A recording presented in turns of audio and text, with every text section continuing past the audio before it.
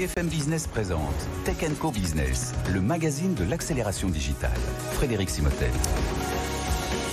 Allez, dernière partie de cette émission, on va débriefer l'actu cyber avec nos trois invités, nos trois experts. Philippe Truchot, associé chez PwC, bonjour. Bonjour. Philippe, avec nous également Benoît Grunemwald, expert en cybersécurité chez IZ, bonjour. Bonjour. Benoît. Et à distance, Jérôme Billois, bonjour Jérôme, qui est avec nous, associé en cybersécurité et confiance numérique chez Wavestone. Alors, je vous propose de démarrer tout de suite. C'est le mois de la cyber, c'est octobre, et bien on va en parler. BFM Business, Tech Co Business, le débat. On est au mois d'octobre, c'est le mois de la cyber. Voilà, c'est important de le rappeler. C'est un mois où on essaie de sensibiliser davantage. Évidemment, il faut être sensibilisé chaque mois, mais ce octobre, voilà, on se fixe un peu autour de tout ça. Alors, il y a cybermalveillance.gouv.fr qui mène beaucoup d'actions de sensibilisation. Pourquoi c'est important toujours cette sensibilisation ? Enfin, pourquoi ? Voilà. Comment sensibiliser encore mieux, Benoît ? Eh bien, l'action de cybermalveillance, effectivement, reprend ce qui vient de l'Europe, donc de l'ENISA notamment, et met en fonctionnement les campagnes de sensibilisation auprès de la France. Et moi, ce que je remarque surtout, c'est que cette année, on a une multitude d'acteurs qui reprennent les contenus de cybermalveillance, qui se les approprient et qui ensuite les rediffusent à la fois sur leur réseau, mais aussi dans des événements physiques où justement on va pouvoir acculturer le plus grand nombre pour faire en sorte que les messages passent, notamment l'ingénierie sociale. Cette année, augmentée avec l'intelligence artificielle. Oui, ce sont vraiment ces sujets-là. Philippe, justement, sur ce mois de la cyber, voilà, le but est aussi de sensibiliser les petites entreprises. Hein. Absolument. Et l'ingénierie sociale, pour rebondir là-dessus, on sait qu'elle va considérablement se sophistiquer avec l'IA. Autrement dit, c'est même plus imité, c'est-à-dire avoir des voix et des vidéos qui sont réelles. Ça va donner beaucoup de nouveaux scénarios. Alors, c'est pas directement de la cyber, on peut appeler ça fraude digitale. Je pense que le deuxième sujet, c'est que finalement, c'est un sujet qui est complexe, qui fait peur, qu'on a du mal à visualiser. Notre cerveau est bien fait, c'est le reptilien là, qui essaye d'évacuer. Donc, les mises en situation, alors on peut utiliser la réalité virtuelle, en bon français, le serious gaming. C'est ça quand même qui crée un intérêt positif sur le sujet. Tout ça pour dire qu'au-delà du mois d'octobre, on n'en fera jamais assez sur ces sujets et ils ont des impacts économiques, en particulier dans les plus petites entreprises, qui peuvent être absolument dramatiques. Et puis, Jérôme, je crois que j'ai vu passer aussi Jérôme Billois qui est à distance, les seniors particulièrement visés, qui sont sur l'usage de l'IA. Toutes les tranches de population sont ciblées, mais c'est vrai que les seniors sont malheureusement, comme pour beaucoup de fraudes, des cibles de choix. Je pense que pour passer à une sensibilisation de masse, on le sait bien, il y a deux facteurs clés de succès. Il y a la répétition des messages, et 2, le passage à l'échelle. Et pour ça, j'invite tous les auditeurs à se rendre sur un nouveau site qui vient d'être lancé, qui s'appelle Cyber for Tomorrow, qui fait partie de la collection des actions de cybermalveillance, mais qui a été poussée aussi par Numéum et le campus cyber. C'est une plateforme participative où tout un chacun peut décider de s'emparer d'un sujet cyber et d'aller lui-même sensibiliser auprès des écoles, auprès de certaines populations. Il suffit d'aller sur ce site, il y a un catalogue, on choisit ce qu'on a envie de faire, on se met en lien avec l'association et ça c'est clé pour finalement passer les actions de sensibilisation à l'échelle. Et à titre individuel, c'est aussi quelque chose qui peut être très gratifiant de voir qu'on a appris des choses aux autres, qu'on a partagé ce qu'on sait faire. Alors justement, on va rester avec vous, Jérôme Billois, sur ce qui s'est passé ce week-end. Là, c'est des pirates chinois qui ont accédé à des entreprises de télécommunications américaines. Et alors évidemment, dans un contexte américain, enfin dans un contexte géopolitique global un peu compliqué, mais dans un contexte américain, voilà, d'élections aussi. Donc voilà, on regarde ça de très près. Et tout ça, ça inquiète beaucoup la sécurité nationale américaine. Hein. Parce que là, ce groupe de pirates qui semble être nouveau, qui semble être lié avec l'État chinois, tout ça devra bien entendu être confirmé, a réussi à première vue à prendre la main sur une partie des infrastructures télécom d'opérateurs très connus et à faire deux choses, accéder à une partie de trafic, mais aussi et surtout peut-être accéder au système d'interception légale des communications téléphoniques. Donc ça aurait pu leur permettre de suivre finalement qui est sur écoute et pourquoi, voire peut-être même, ça reste à confirmer, mais voire peut-être même de lancer des écoutes téléphoniques qu'ils auraient entre guillemets autorisés par eux-mêmes, ça peut être une des conséquences les plus graves. Et on imagine bien, d'un point de vue politique, ce que ça peut représenter, que des systèmes américains permettent à des pirates chinois d'espionner des Américains. On voit qu'il y a derrière des conséquences qui peuvent être très fortes, et il va falloir suivre ça de près. Et tout ça, Benoît Grunenwald, ça a été déclenché, c'est des backdoors qu'il y avait sur ces plateformes, c'est ça? Oui, alors c'est encore en étude, mais la bonne question, c'est comment ont-ils pénétré le système d'information? Comment s'y sont-ils maintenus? Et finalement, comment est-ce que ça a été découvert? Et c'est bien la gestion de l'identité, la gestion de les logs, la gestion de la supervision de son réseau pour savoir ce qui s'y passe, qui fait qu'on va pouvoir ou pas contrer ce type d'attaque. Et moi, ce que ça m'amène comme réflexion aussi, c'est vis-à-vis de Pegasus, vis-à-vis des différents logiciels qui auparavant s'installaient sur les smartphones des dirigeants et des grands de ce monde, là finalement on remonte à la source directement, on va attaquer l'opérateur téléphonique. Finalement, n'y a-t-il pas meilleure source pour avoir des informations? Oui, là on est... Enfin, c'est cette actualité qui a été repérée par chacun d'entre vous, mais oui, on a l'impression, Philippe Truchot, on rentre dans quelque chose qui peut être... il va falloir voir comment... Tout ça se diffuse, mais ça peut être assez important. Contrariant, on va dire comme ça. Après, ça reste... Alors évidemment, il faut prendre toutes les précautions d'usage, parce qu'on n'a pas encore tout le détail, mais les backdoors dans les systèmes d'information ou dans les réseaux, c'est quand même la grande spécialité des agences américaines, en fait. C'est pas la première fois qu'on révèle ce genre de choses. Là, je parle sans savoir concrètement ce qui s'est passé, mais effectivement, si on ramène ça en France, si vous arrivez à connaître qui fait l'objet d'une fadette pour être écouté... c'est très troublant, puis souvent on aperçoit parfois, alors là je suis un peu dans le domaine de la science-fiction, mais quand on aime bien écouter ses adversaires politiques, par exemple, pourquoi pas, j'en sais rien encore une fois, mais c'est particulièrement dérangeant pour un État qui a quand même à la base des agences plutôt compétentes, mais qui a cette, encore une fois, très fâcheuse manie d'avoir des backdoors dans beaucoup de systèmes en fait. C'est ça un petit peu, Jérôme, ça montre que ces backdoors, c'est pas une bonne idée d'en laisser. On le sait, mais bon... Sur un sujet qui est éminemment complexe parce que effectivement là on pourrait considérer que le système d'interception légale qui permet de faire des écoutes dans le cadre d'attaques terroristes, de trafic de drogue, etc. peut avoir effectivement un côté positif pour être capable de mener au plus profond les investigations. Mais ce qu'on voit, c'est que ce système d'écoute qui est considéré comme une backdoor sur les réseaux des opérateurs, finalement peut être détourné par d'autres. Et donc ça rentre dans un débat beaucoup plus large où on voit qu'il y a beaucoup de volonté politique d'ajouter des backdoors dans les applications de messagerie instantanée pour être capable de déchiffrer les messages qu'on échange. Il y a ajouté dans certains logiciels, mais on voit bien que même si on met plein de précautions, parce que je pense qu'il y avait plein de précautions, à partir du moment où un système permet de casser quelque chose, permet de rentrer comme ça, on voit qu'il peut être détourné. Et donc ça interroge beaucoup sur l'intérêt de faire ce type de système. Ouais.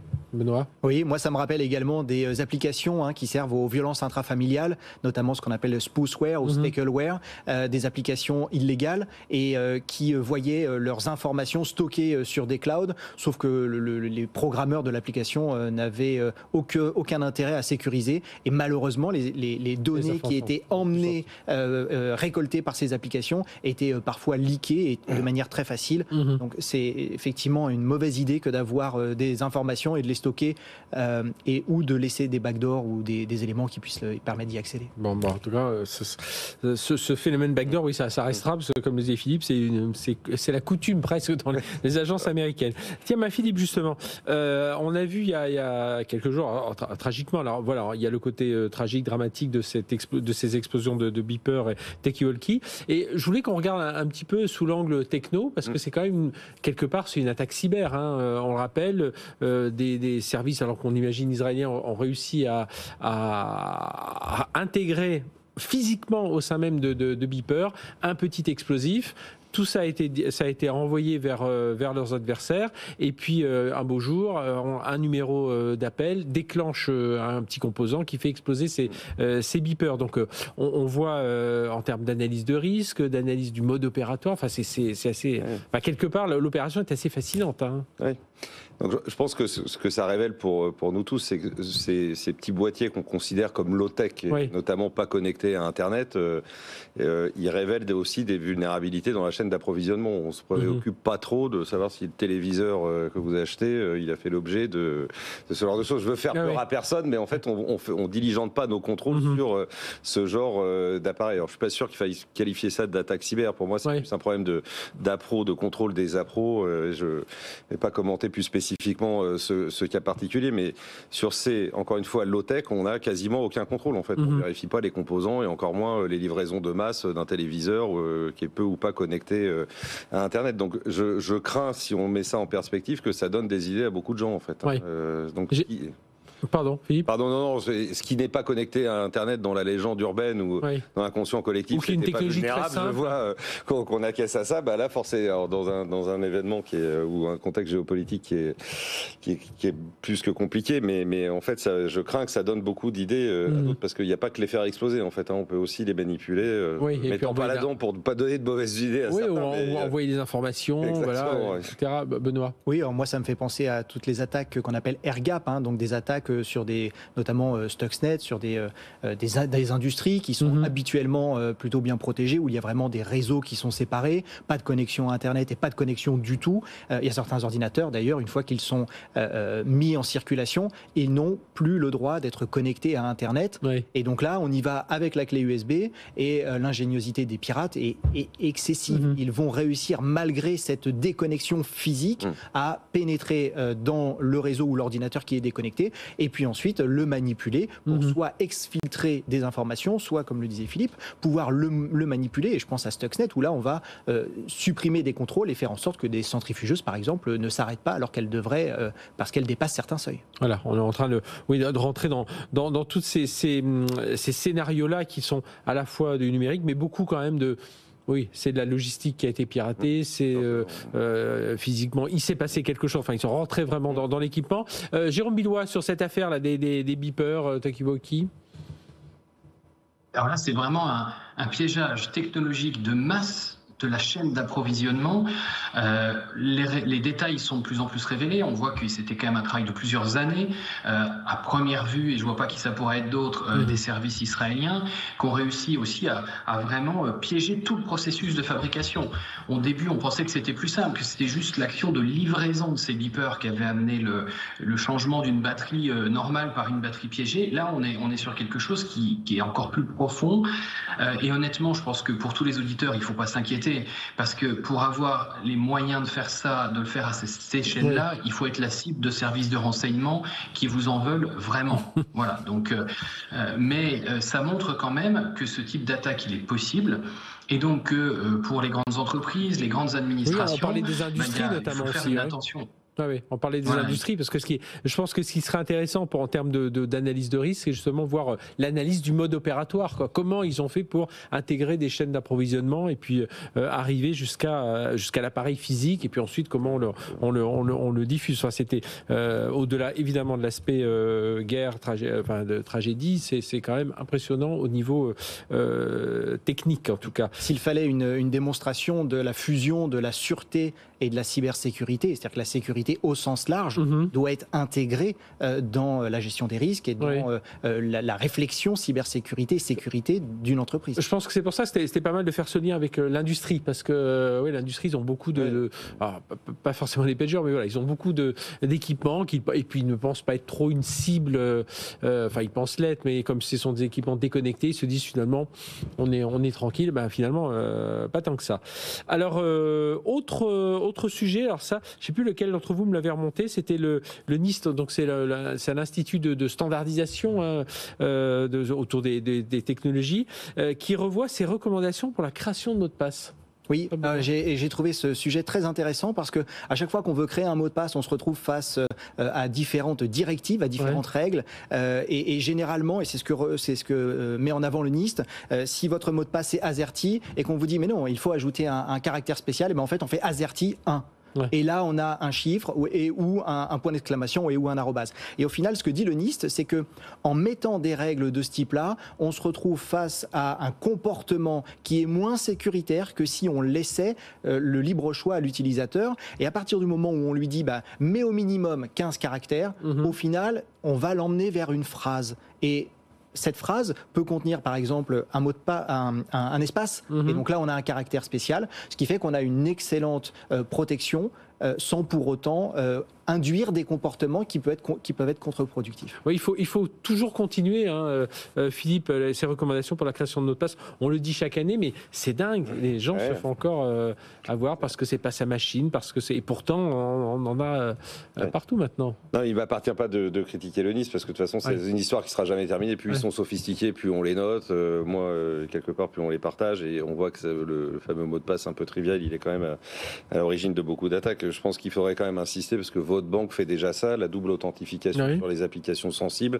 c'est quand même ce qu'on a fait de mieux en fait. Donc le mot de passe, en fait, si on met ça un peu en perspective, on pourrait se demander pourquoi en 2024 on est encore en train de passer de mot de passe alors qu'on a les moyens ça peut être la biométrie, tout ce que vous voulez, on a des moyens technologiques pour justement, je pense qu'on devrait plutôt insister là-dessus parce que par essence c'est vulnérable un mot de passe. Et surtout, je trouve que c'est intéressant parce qu'on voit à un moment les gens sont sensibilisés à changer de mot de passe, donc ils mettent un mot de passe compliqué, et puis au bout de 3 changements de mot de passe tous les 3 mois, tout ça, ils se disent j'en ai marre, je vais revenir à mon mot de passe tout simple, et ça combien, enfin on a tous des exemples autour de nous. Et Jérôme, sur ces recommandations là pour la création des mots de passe et ce rapport ces recommandations du NIST. Honnêtement, c'est quand même une bonne nouvelle que le NIST, justement, lève un peu ce couvercle qu'on avait, en particulier sur les fréquences de renouvellement de mots de passe, qui était peut-être quelque chose de bien il y a quelques années, mais qui maintenant renforce ce sujet, cette complexité.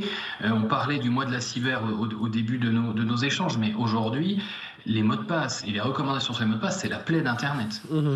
Et donc, je pense que c'est intéressant aussi d'appuyer sur, comme le disait Philippe Trouchot très bien, sur le fait d'avoir des mécanismes en plus avec la biométrie sur nos téléphones qui va simplifier, qui va peut-être nous emmener vers un monde sans mot de passe. Et en attendant, il y a des choses aussi à connaître comme les coffres-forts de mots de passe qui vont vous permettre sur votre ordinateur d'avoir une base sécurisée, protégée par un mot de passe, un seul que vous aurez à vous souvenir et qui va contenir tous les autres qui pourront être changés régulièrement, qui pourront être solides. Et c'est vraiment quelque chose à recommander pour le grand public qui simplifie beaucoup le quotidien sur Internet. Oui, Benoît. Oui, et il y a aussi une recrudescence très forte d'infostealers. Donc InfoStealer, c'est un logiciel qui est installé sur une machine et qui va récupérer des logins, des mots de passe, si par exemple on les stocke dans son navigateur ou si on les stocke sur un fichier quelconque. Et le problème de ces InfoStealers, c'est qu'ils sont véritablement très très largement diffusés. On a vu récemment une campagne qui utilisait quelque chose qui malheureusement est très tendance, c'est les deepfake porn, et donc des faux sites proposaient de transformer des photos tout à fait classiques en deepfake porn, et en fait à la place de ça vous receviez un InfoStealer et là vous aviez toutes vos informations qui fuient. Et donc là, je me permets, pas de naïveté non plus sur ces mots de passe, parce qu'on voit que derrière, en fait, au niveau macro, il y a une énorme guerre de la gestion des identités. Et comme par hasard, on retrouve les 3 hyperscalers. Vous ne va pas échapper quand vous connectez un site où vous dites voulez-vous que vous connectez par telle identité, telle identité. Je ne recommande pas à l'Europe de laisser ce marché de côté, parce que quand toutes nos identités seront gérées en dehors de l'Europe par des gens qui ont des visées quand même assez mercantiles, je pense que ça pourrait être intéressant. Donc il faudrait une couche supplémentaire. C'était un peu ça l'espace de confiance européen, avec à la fois la protection mais aussi la gestion des identités. Je pense que ça peut ramener à ce débat-là aussi en fait. Oui. Jérôme, quelque chose à rajouter sur justement cet espace de confiance ?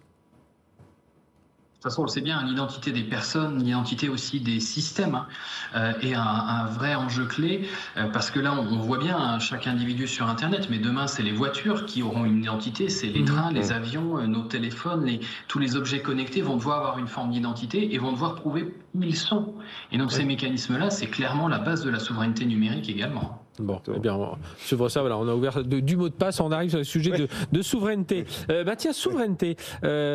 Philippe, on avait repéré c'est Malte, l'île de Malte, voilà, qui met en place un cadre juridique pour encadrer les pratiques de piratage éthique. Donc, le but, c'est mieux protéger. Alors, ça n'existait pas déjà, ça, ce genre de choses ? Pas complètement, non, pas vraiment. C'était pas gravé dans le marbre. C'est pas gravé dans le marbre. Il y a plutôt une bienveillance par rapport, à la limite, tout citoyen qui voit quelque chose de dangereux, qui le mentionne aux autorités compétentes, comme on dit. Il fait plutôt son boulot de citoyen. C'est un peu plus flou, y compris sur l'identité des gens qui font du white hat, comme on est. Donc, je pense que l'initiative de Malte, qui est un peu particulière, c'est un système académique pour les étudiants et des étudiants eux-mêmes qui ont trouvé un certain nombre de faiblesses, mais qui se sont retrouvés au pénal. Des défendus par leur université. Et il y a eu une sorte de consensus. Alors, ils n'ont pas encore légiféré, si j'ai bien compris. Ils sont dans une consultation publique. Oui. Bon, et c'est plutôt bien. Ils cherchent à mettre en place ce cadre juridique. Un cadre juridique, je pense que si tant est qu'un jour on puisse l'avoir au niveau européen. Mais là aussi, c'est le mois de la cyber, donc effectivement, on est tous des spécialistes. Peut-être pas moi, mais quand on repère des choses un peu anormales, c'est quand même pas mal. Il y a des agences, tu l'as souligné, très compétentes en France et en Europe. Leur signaler ce genre de choses. C'est l'esprit de collaboration finalement, et qui est quand même la meilleure façon de répondre à la célérité des attaquants et à leur propre mode de collaboration. Mais ça peut peut-être pousser certains développeurs parfois qui n'osent pas parce qu'ils, par un biais un peu plus sombre, ils sont arrivés sur une affaire et ils vont pas dénoncer ça parce qu'ils ont peur qu'on les embête pour autre chose. Donc ce côté hacker éthique qu'on peut défendre, c'est peut-être pas mal. Dans ce cas-là, qu'il le déclare de manière anonyme. Ouais. Mais il y a toujours une organisation qui est faite, notamment nous on est organisme CVE, ce qui veut dire qu'on, quand on a des failles, eh bien on va pouvoir les répertorier, leur donner des notes, leur donner des numéros, faire en sorte que ça soit traqué. Et en fait, tout ce processus-là se fait de manière très stricte, très contrôlée. On ne diffuse pas, par exemple, une CVE avant d'avoir averti les auteurs, ceux qui sont concernés, et puis de leur avoir laissé le temps de patcher. Donc faire du bug bounty ou déclarer des failles, c'est vraiment essentiel. Maintenant, il faut le faire dans un cadre qui fait qu'on ne le déclare pas sur la place publique, sur X, anciennement Twitter, devant tout le monde, sans avoir averti au préalable ceux qui étaient concernés. Voilà, eh bien messieurs, merci d'avoir été avec nous. Voilà, on a essayé d'aborder un peu tous ces sujets sur la cybersécurité. Il y a beaucoup d'actu, il faut sélectionner parce qu'il y avait encore... J'aurais aimé qu'on revienne aussi sur le groupe Lockbit qui est visé par une nouvelle vague d'arrestations. On se dit, tiens, la police, ça marche plutôt pas mal ces temps-ci. On arrive à remonter les filières et ces arrestations. Ce sera l'occasion d'un prochain débrief. Merci d'avoir été avec nous. On se retrouve la semaine prochaine, même heure, même endroit. D'ici là, eh bien, excellente semaine sur BFM Business.